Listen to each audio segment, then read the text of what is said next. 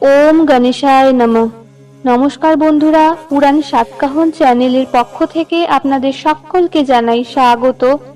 এই বছরের অর্থাৎ 2024 সালের যে বাকি সংকষ্টি চতুর্থীগুলি পালিত হবে সেই সবকটি তিথির তারিখ ও সময়সূচি নিয়ে আজকে আলোচনা করতে চলেছি। তবে তার আগে আপনি যদি আমাদের চ্যানেলে নতুন হন তবে এই ধরনের পূজাপাঠ ও ধার্মিক বিষয়ে গুরুত্বপূর্ণ তথ্য পেতে আমাদের চ্যানেলটিকে সাবস্ক্রাইব করে বেল আইকনটি প্রেস করে দিন। প্রথমে আমি বলবো সেপ্টেম্বর মাসে পালিত বিঘ্নরাজ সংকষ্টি চতুর্থী নিয়ে।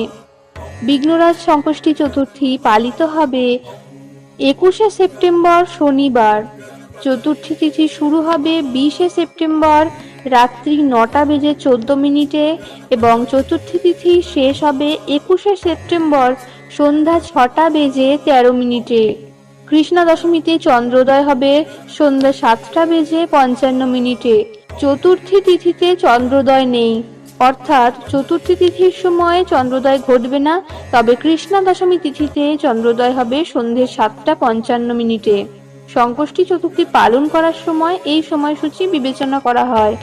এরপর আমি বলবো বক্রতুণ্ড সংকষ্টি চতুর্থী নিয়ে, যেটি পালিত হবে 20শে অক্টোবর রবিবার।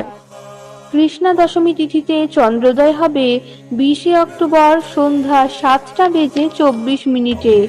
চতুর্থী তিথি শুরু হবে 20শে অক্টোবর ভোর 6:46 এবং চতুর্থী তিথি শেষ হবে 21শে অক্টোবর ভোর 4:16। এরপর আমি বলবো গণাধিপ সংকষ্টি চতুর্থী নিয়ে।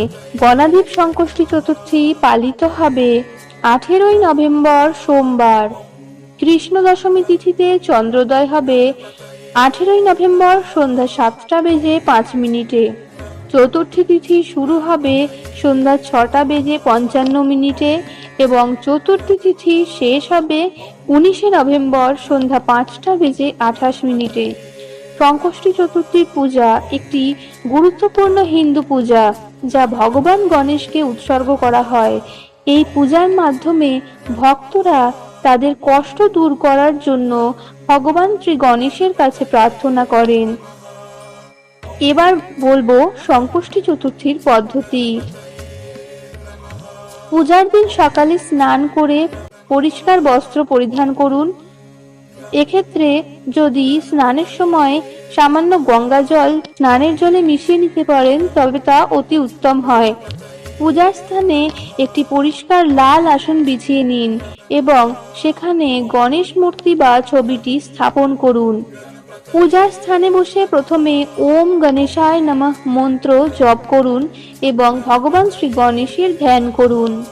মূর্তি বা ছবির সামনে ধূপ ও প্রদীপ প্রজ্বলন করুন। গণেশ মূর্তি বা ছবিকে পঞ্চামৃত দিয়ে স্নান করান। এই পঞ্চামৃত হলো দুধ, দই, ঘি, মধু এবং চিনির মিশ্রণ। এরপরে মূর্তি বা ছবিটিকে পরিষ্কার জল দিয়ে ধুয়ে ফেলুন।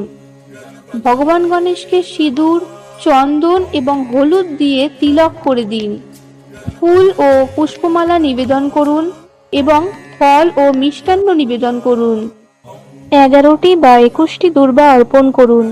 লাল জবা ফুল ভগবান গণেশের খুবই প্রিয়, তাই ভগবান গণেশকে লাল জবা বা অন্য যে কোনো লাল ফুল অর্পণ করুন এবং ফল ও মিষ্টান্ন নিবেদন করতে হবে।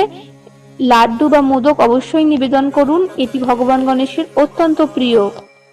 এরপর ওম গণ গণপতায়ে নমঃ এই মন্ত্রটি জপ করুন।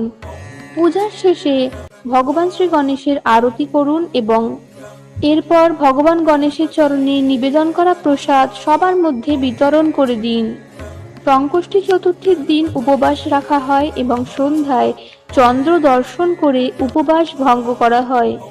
এইভাবে সংকষ্টি চতুর্থীর পূজাটি সম্পূর্ণ করা হয়।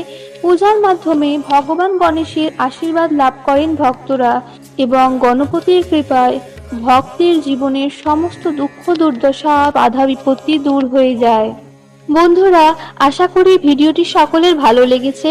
এই রকমই পূজাপাঠ সংক্রান্ত বিষয় ও ধার্মিক বিষয় নিয়ে হাজির হব পরবর্তী ভিডিওতে। সকলে ভালো থাকুন, সুস্থ থাকুন এবং ভগবান গণেশের কৃপা পেতে কমেন্টে লিখুন ওম গণেশায় নমঃ।